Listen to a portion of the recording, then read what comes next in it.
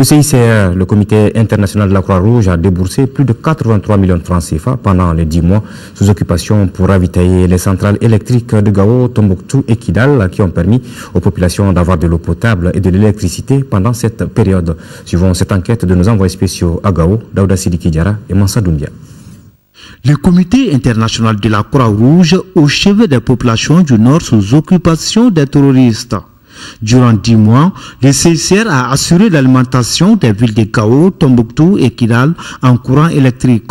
Cette structure humanitaire, dans le même ordre d'idée, a permis aux stations de pompage de ces villes d'approvisionner les populations en eau potable. Avec le conflit, il y a eu des mouvements de populations déplacées, mais aussi avec le départ des services techniques de l'État, il y avait des problèmes d'eau et d'électricité. Donc le CICR a essayé de parer au plus pressé. Pour réussir ce projet, le CICR a fourni plus d'1,5 million de litres de gasoil aux différentes centrales. Objectif, faire fonctionner les groupes électrogènes.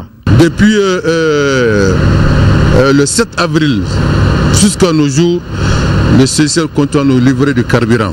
Pour qu'on puisse produire l'eau et l'électricité, il faut quoi? Il faut du carburant.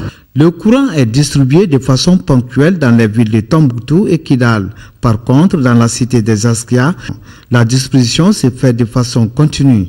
Les populations sont ravitaillées en eau potable chaque jour de 8h à 16h et de 18h à 21h. Elles ont du courant électrique de 18h à 23h. Le CICR elle nous assistait aussi dans les équipements, tout ce qui nous manquait en équipement.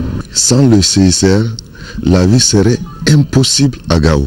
Le CICR, depuis le 6 avril, a déjà commencé à nous fournir de l'eau, du carburant pour l'eau et l'électricité.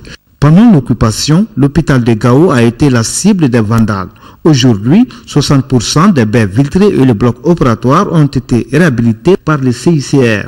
Le CICR est présent à l'hôpital de Gao depuis le mois de mai 2012 jusqu'à présent à travers un programme d'appui à l'hôpital. C'est à partir du mois de mai qu'on a eu un protocole d'accord entre le CICR et l'action humanitaire. Et ce protocole d'accord était pour une durée d'exécution de 6 mois et qui a été bien sûr prolongé. Ça portait sur 3 axes.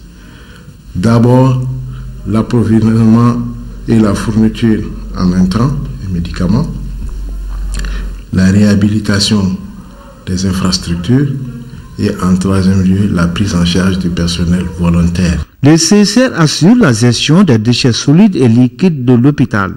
À celle-ci, il faut ajouter l'entretien de ces 3 générateurs. Un stock de sécurité de 3000 litres est toujours disponible pour le fonctionnement des groupes électrogènes en cas de coupure d'électricité.